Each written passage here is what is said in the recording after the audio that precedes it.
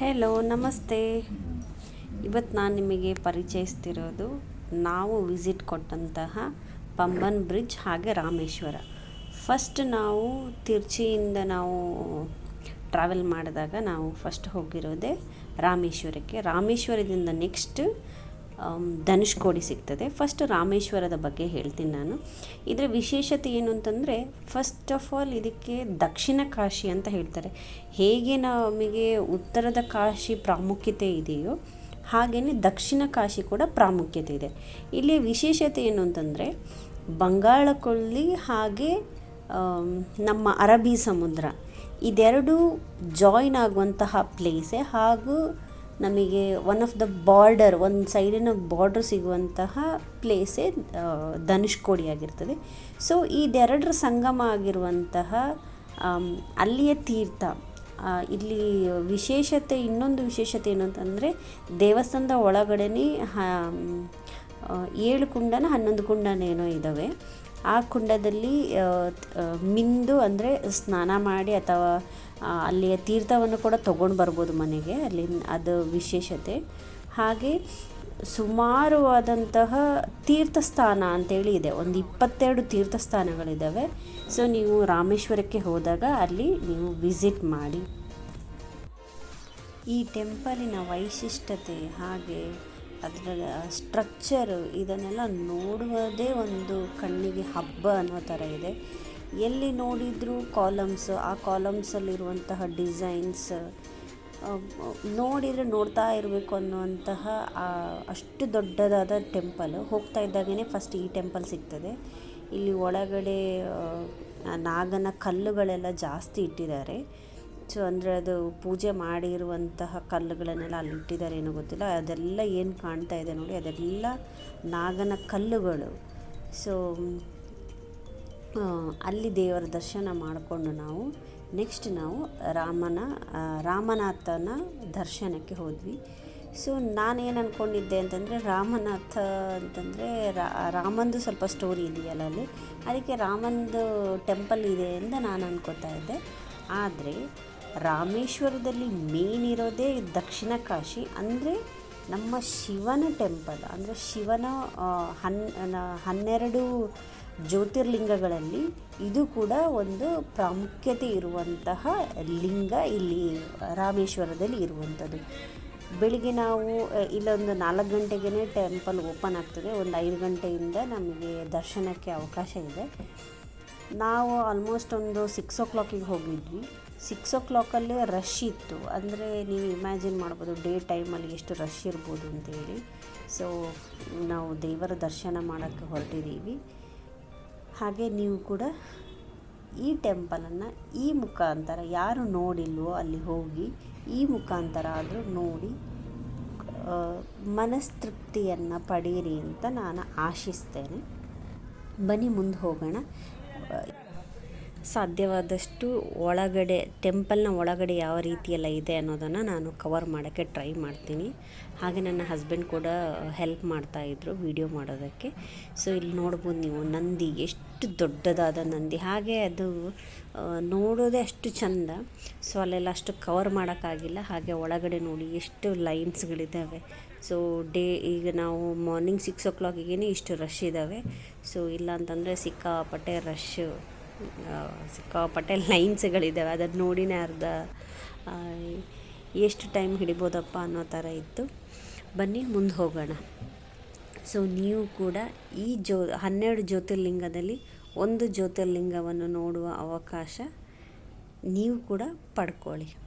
So ಇಲ್ಲಿ ಹೊರಗಡೆ ಸಾಕಷ್ಟು ಶಿವಲಿಂಗಗಳನ್ನು, ದೇವರ ದರ್ಶನ ಮಾಡಿ ಬರುವಾಗ ಸಾಕಷ್ಟು ಶಿವಲಿಂಗಗಳನ್ನು ಅಲ್ಲಿ ಇಟ್ಟಿದ್ದಾರೆ. ಸೊ ಟೆಂಪಲೇ ಸಿಕ್ಕಾಪಟ್ಟೆ ದೊಡ್ಡದಿದೆ, ಅದು ಉದ್ದಕ್ಕೂ ಲಿಂಗಗಳಿದ್ದಾವೆ.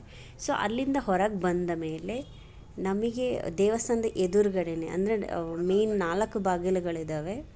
ಸೊ 4 ಕಡೆಯಿಂದ ಎಲ್ಲಿಂದ ಹೋಗ್ತೀವಿ ಎಲ್ಲಿಂದ ಬರ್ತೀವಿ ಅನ್ನೋದೇ ಗೊತ್ತಾಗಲ್ಲ. ಹಾಗೆ ಆ ಗೇಟುಗಳಲ್ಲಿ ಒಂದು ಕಡೆಯಲ್ಲಿ ನಮಗೆ ಅಗ್ನಿತೀರ್ಥ ಅಂತ ಸಿಗ್ತಾ ಇದೆ. ಸೊ ನಾನು ಅಗ್ನಿತೀರ್ಥ ಅಂದರೆ ಹೇಗೆ ಏನು ಅಂತ ಅನ್ಕೋತಾ ಇದ್ದೆ, ಬಟ್ ಬನ್ನಿ ತೋರಿಸ್ತೀನಿ. ಸೊ ಇದೇ ಪ್ಲೇಸಿಗೆ ಅಗ್ನಿತೀರ್ಥಂ ಅಂತ ಕರೀತಾರೆ. ಸೊ ಸಮುದ್ರ ಇಲ್ಲಿ ಮಿಂದು ದೇವಸ್ಥಾನಕ್ಕೆ ಹೋಗ್ತಾರೆ ಯೂಶ್ವಲಿ ಇಲ್ಲಿ.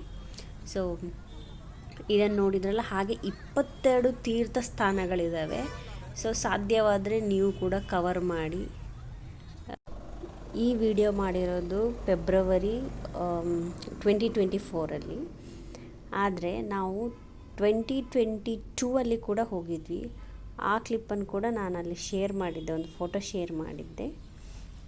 ಅಲ್ಲಿ ನೋಡ್ಬೋದು ನೀವು ಎಷ್ಟು ನೀರಿತ್ತು ಆ ಟೈಮಲ್ಲಿ ಅಂತ. ಈಗಂತೂ ಎಲ್ಲೂ ನೋಡಿದರೂ ಕುಡಿಯೋಕ್ಕೆ ನೀರಿಲ್ಲ ಅನ್ನೋ ಥರ ಆಗಿದೆ.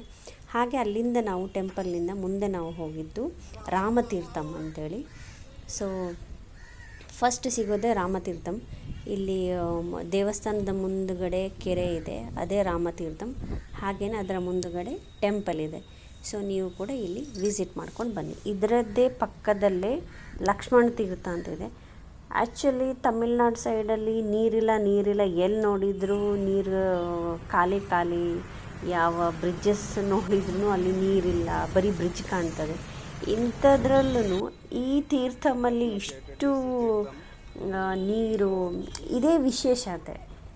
ಅದಕ್ಕೆ ಹೇಳೋದು ಪಾವಿತ್ರ್ಯತೆ ಇದಕ್ಕೆಲ್ಲ ಮಾತೇ ಇಲ್ಲ. ನೋಡಿ ಇಲ್ಲೂ ಕೂಡ ನೋಡಿ. ಸೊ ಎಷ್ಟು ಚೆನ್ನಾಗಿ ಸಮೃದ್ಧವಾಗಿ ನೀರಿದೆ. ಅದಕ್ಕೆ ಪಾಸಿಟಿವಿಟಿ ಅಂತ ಅನ್ನೋದು. ಇದು ಏನಂತಂದರೆ ಇದು ಲಕ್ಷ್ಮಣ ತೀರ್ಥದ ನೋಡ್ಕೊಂಡು ಹೊರಗೆ ಬಂದಮೇಲೆ ಅದರ ಅಪೋಸಿಟಲ್ಲೇ ಇದೊಂದು ಬಿಲ್ಡಿಂಗ್ ಕಾಣ್ತದೆ. ಈ ಬಿಲ್ಡಿಂಗಲ್ಲಿ ಏನು ಅಂತಂದರೆ ಕೃಷ್ಣನ ಸ್ಟೋರೀಸನ್ನು ಹೇಳೋ ಪ್ರಯತ್ನ ಮಾಡಿದ್ದಾರೆ.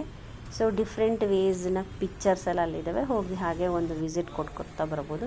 ಅದಾದಮೇಲೆ ಅಲ್ಲೇ ಪಕ್ಕದಲ್ಲೇ ಒಂದು ಪಂಚಮುಖಿ ಹನುಮಾನ್ ಟೆಂಪಲ್ ಇದೆ. ಅಲ್ಲಿ ಹೋಗೋದನ್ನು ಮಾತ್ರ ಮರಿಬೇಡಿ. ಅಲ್ಲೇ ಟೆಂಪಲಲ್ಲಿ ರಾಮ ಸೇತುವೆ ಕಟ್ಟಲಿಕ್ಕೆ ಯೂಸ್ ಮಾಡಿದಂತಹ ಕಲ್ಲು, ನಾವು ಅದಕ್ಕೆ ಜಿಯಾಲಜಿ ಟರ್ಮಲ್ಲಿ ಆಸ್ಬೆಸ್ಟಾಸ್ ಅಂತ ಕರಿತೀವಿ. ಸೊ ಆ ಕಲ್ಲನ್ನು ಕೂಡ ನೋಡ್ಬೋದು. ಅಲ್ಲಿಂದ ನಾವು ಮುಂದೆ ಹೋಗಿದ್ದು ಕೋದಂಡರಾಮ್ ಟೆಂಪಲಿಗೆ. ಇಲ್ಲಿಯ ವಿಶೇಷತೆ ಏನು ಅಂತಂದರೆ, ರಾವಣನ ತಮ್ಮನಾದಂತಹ ವಿಭೀಷಣ ಇವನಿಗೆ ಪಟ್ಟಾಭಿಷೇಕ ಮಾಡಿದಂತಹ ಪ್ಲೇಸ್. ಇದನ್ನು ಪಟ್ಟಾಭಿಷೇಕ ಯಾರು ಮಾಡಿದ್ದು ಅಂತಂದರೆ ರಾಮ ಮಾಡಿರೋದು. ಸೊ ರಾವಣನ ತಮ್ಮ ಒಳ್ಳೆಯವನಾಗಿದ್ದ, ಅವನು ಸೀತೆಯನ್ನು ಬಿಟ್ಟು ಕೊಡು ಅಂತ ಹೇಳ್ತಾನೆ. ಆ ಟೈಮಲ್ಲಿ ರಾವಣನ ತಮ್ಮನನ್ನು ಹೊರಗೆ ದಬ್ತಾನೆ ಲಂಕಾದಿಂದ. ಸೊ ಅವಾಗ ಅಲ್ಲಿಂದ ಬಂದು ಪಟ್ಟಾಭಿಷೇಕ ಆಗಿರೋದು ರಾಮನ ಕಡೆಯಿಂದ ಇದೇ ಟೆಂಪಲ್ ಅಂತಂದರೆ ಇದನ್ನು ಪಟ್ಟಾಭಿಷೇಕ ಆದಂತಹ ಸ್ಥಳ ಅಂತ ಕರೀತಾರೆ. ಹಾಗೆ ಇಲ್ಲಿ ಇನ್ನೊಂದು ವಿಶೇಷತೆ ಏನು ಅಂತಂದರೆ, ಟೆಂಪಲಿಗೆಲ್ಲ ಹೋಗಿ ತುಂಬ ಚೆನ್ನಾಗಿ ಅನ್ನಿಸ್ತದೆ. ಸೊ ಇಲ್ಲಿಗೆ ಬಂದಾಗ, ರಾಮೇಶ್ವರಕ್ಕೆ ಬಂದಾಗ, ರಾಮೇಶ್ವರದಿಂದ ಧನುಷ್ಕೋಡಿಗೆ ಹೋಗುವಂತಹ ಆನ್ ದ ವೇನೇ ಈ ಟೆಂಪಲ್ ಕೂಡ ಸಿಗ್ತದೆ. ಇದನ್ನು ವಿಸಿಟ್ ಮಾಡ್ಕೊಳ್ಳಿ. ಹಾಗೆ ಆಚೆ ಈಚೆ ಫುಲ್ ನೀರು, ಮಿಡ್ಲಲ್ಲಿ ದಾರಿ ಇದೆ. ಸೊ ಒಂಥರ ತುಂಬ ಖುಷಿ ಅನ್ನಿಸ್ತದೆ ಆ ವೇಯಲ್ಲಿ ಪಾಸ್ ಆಗೋಗನೆ. ಸೀನರಿ ಕೂಡ ತುಂಬ ಚೆನ್ನಾಗಿದೆ. ಹಾಗೆ ಟೆಂಪಲ್ನ ಮುಂದುಗಡೆ ಬಂದರೆ ನೀರಿನ ಮಧ್ಯದಲ್ಲೇ ಒಂದು ದೇವರ ಮೂರ್ತಿ ಇದೆ. ಅಲ್ಲಿ ಕೂಡ ಹೋಗೋದನ್ನು ಮರಿಬೇಡಿ. ನೀವು ಅಲ್ಲಿ ಹೋದಾಗ ಇದನ್ನು ಕೂಡ ನೋಡ್ಕೊಂಡು ಬನ್ನಿ. ತುಂಬ ಚೆನ್ನಾಗಿ ಅನ್ನಿಸ್ತದೆ. ಅಲ್ಲಿ ಪೂಜೆ ಗೀಜೆ ಎಲ್ಲ ಮಾಡ್ತಾ ಇರ್ತಾರೆ. ಇಲ್ಲಿಂದ ಮುಂದೆ ನೋಡಬೇಕಾದಂತಹ ಪ್ಲೇಸ್ ವೆಲ್ಲೊಂದಿ ತೀರ್ಥಂ ಅಂತೇಳಿ. ಈ ಸಲ ನಾವು ವಿಸಿಟ್ ಮಾಡಿಲ್ಲ. ನಾನು ಲಾಸ್ಟ್ ಟೈಮ್ ವಿಸಿಟ್ ಮಾಡಿದಾಗ ಹೋದಂತಹ ಇಮೇಜಸನ್ನು ಹಾಕಿದ್ದೀನಿ. ನೆಕ್ಸ್ಟ್ ನಾವು ಹೊರಟಿರೋದು ನಮ್ಮ ಪಯಣ ಧನುಷ್ಕೋಡಿ ಕಡೆಗೆ. ಈ ಪ್ಲೇಸಸನ್ನು ಎಕ್ಸ್ಪ್ಲೇನ್ ಮಾಡೋದಕ್ಕಿಂತ ಎಕ್ಸ್ಪೀರಿಯನ್ಸ್ ಮಾಡಿ ತಿಳ್ಕೊಳ್ಳೋದೇ ಚೆನ್ನಾಗಿ. ಈ ಧನುಷ್ಕೋಡಿಯ ಬಗ್ಗೆ ಇನ್ನೊಂದು ವಿಡಿಯೋದಲ್ಲಿ ನಾನು ನಿಮಗೆ ತಿಳಿಸ್ಕೊಡ್ತೇನೆ. Thank you.